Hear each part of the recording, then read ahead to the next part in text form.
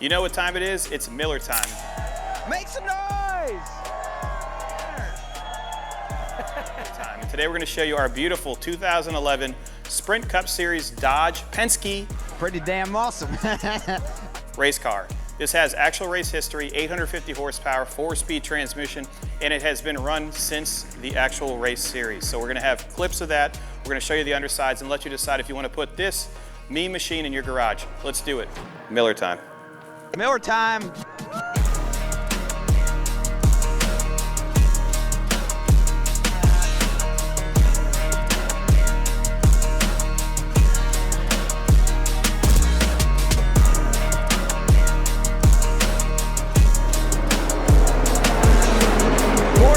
more bit per second, but it's not going to be enough to catch Brad Keselowski.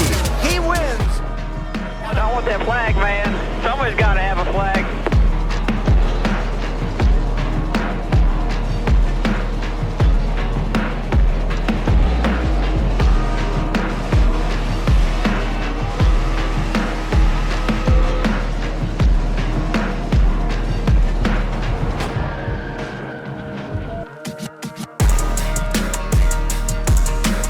Before we do this review, I want to thank you guys for watching this video. If you enjoy this content, please be sure to click like and subscribe below. That allows us to give you more creative content. Also, we have merchandise, so if you like keychains, hats, t-shirts, koozies, we got you covered. Let's give you an overall condition report. I would rate this one easily an 8 out of 10 for overall condition, 11 out of 10 for mechanical and fun factor. Paint condition is very nice. You have the metallic blue, then you have the signature Miller Lite with the blue can that's been discontinued, but it looks great on here. You have all of your sponsors, and the consignor that brought it to us actually runs it. So he ran it at Homestead and at Sebring, so we'll have clips of that down below and throughout this video. Looking at the wheel condition, very nice. All the tires are up to date. Once again, this was used. This also won a Concours d'Elegance, and we're gonna showcase the award there, and you'll get a nice placard with it. Front section, very, very nice. And the reason for that 8 out of 10, there are minor imperfections and creases on the front fascia and small little nicks throughout, but not bad at all. This shows extremely well. This is definitely something that can go into a collection, or if you're into racing, this is a great entry point to be able to have competitive fun and not spend all your money. You have beautiful brakes behind these yellow wheels, and we'll showcase those in the gallery below. Once again, full roll cage. We'll have the serial number for the chassis. This was driven by Kurt Busch in Richmond Raceway, and then it went over to Brad Keselowski, and he drove it in Richmond as well. He placed 5th place for that race. We'll have all that documentation listed in the link below. Mechanically, once again, very good. Let's spin it so we can show you the rest of it. Looking at the rear, very nice. You do have your brake light, you have your wing in place, and this is a real deal race car. This is a circuit car, so you can actually run it around the corners, which is nice. It's not an oval car. It's set up to have fun at Sebring, have fun at Homestead, wherever you want to go.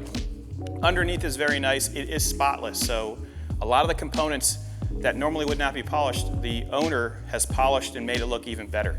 All of your plexiglass is very nice, just minor imperfections. All of your bracing's good. The top half of the roof is in extremely nice condition. When I spin it, you're gonna see how nice the body line is. So you have AP Racing brakes throughout, Goodyear Eagle tires. You do have that signature NASCAR side exit exhaust, which sounds fantastic. We'll show a clip right now.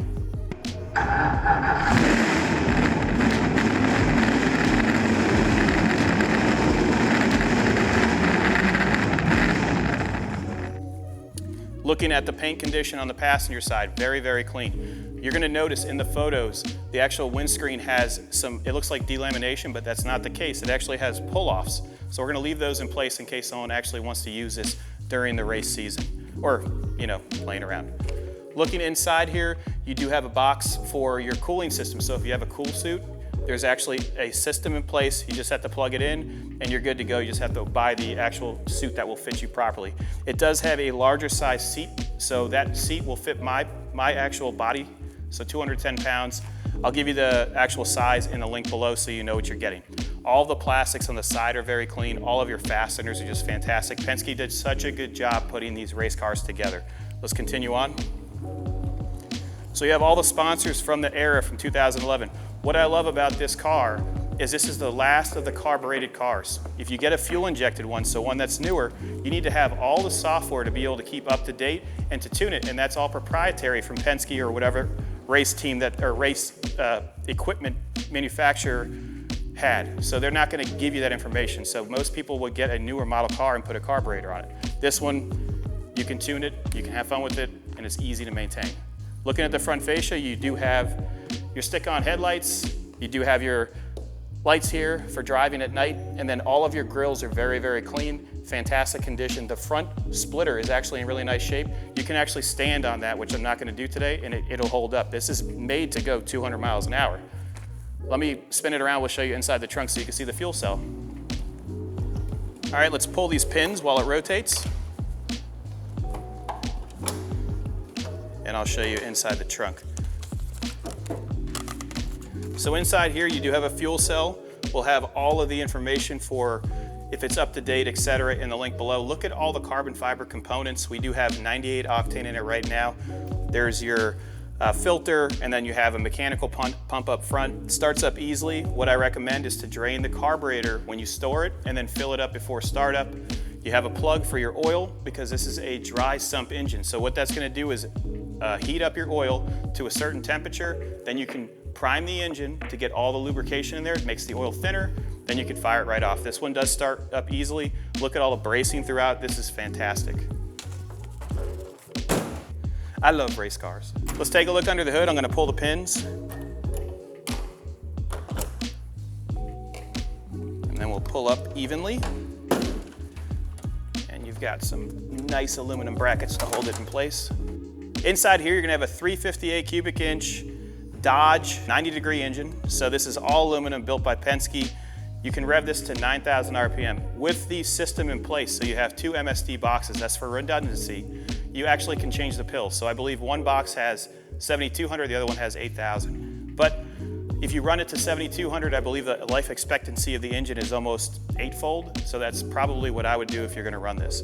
Inside this engine bay, very, very nice. All of your dampeners have been redone. It was by Breathless Racing, so they serviced the whole car before it went to Homestead and Sebring. All of your components are very clean. I don't know what to tell you, but if you guys are looking for a real deal Dodge Penske car, look at how beautiful this is. All of the fasteners, so if you get close, say you need to swap the radiator out quick, all quick connect, so you could pull the whole entire system out very quickly. You have a carbon fiber throughout. Your front crash bar is very nice condition. Look at the overall condition of the ducts, which are carbon. This is a beautiful piece. Let's close it and jump inside. Let's take a look inside the cockpit. So first thing I want to showcase, this is where you plug in your oil tank to warm up the oil before you prime it to start it. It's already been circuited into the factory components, so it'll be very easy to do. You could just slide that inside. In here, you have all of the gauges you need, removable steering wheel, updated Kirky seat, and the harnesses are updated as well, so those are ready to go. You do have your big tachometer here. You turn the power on, and then you turn on your batteries. There you go.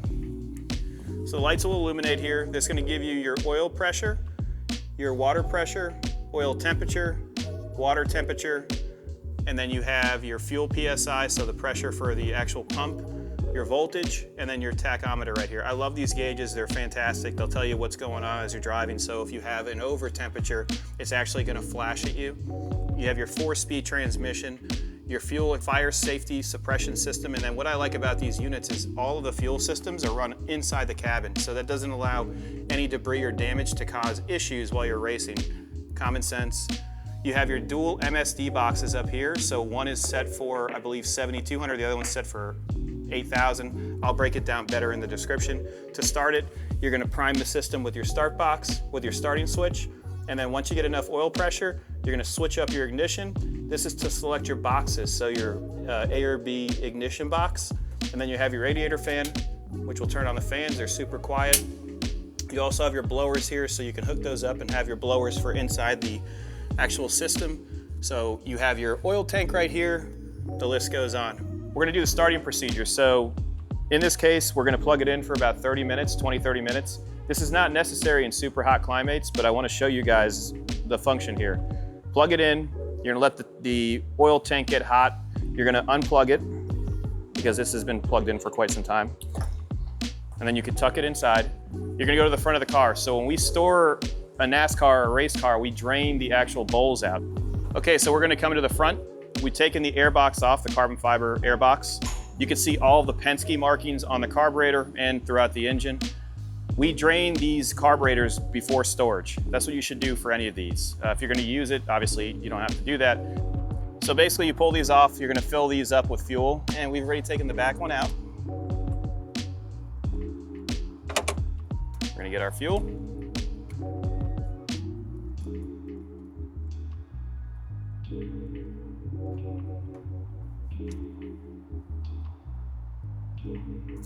We're gonna put these back in.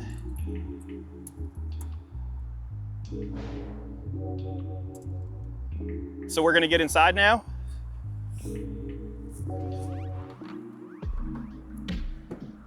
We've got the jumper battery inside. All right, we're gonna turn on our battery first. We put it onto 1, 2.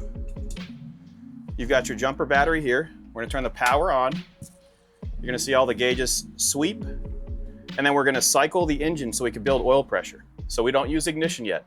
This is gonna control your 2 MSD boxes. Both of them have different pills. So we're gonna leave it in A box. We're gonna crank it. Building oil pressure.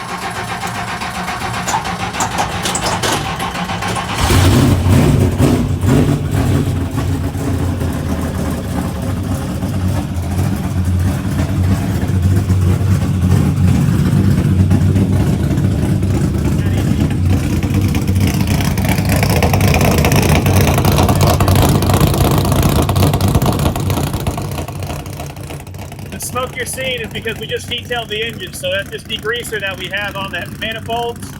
Nothing to do with the motor. If you want to go take a look at it.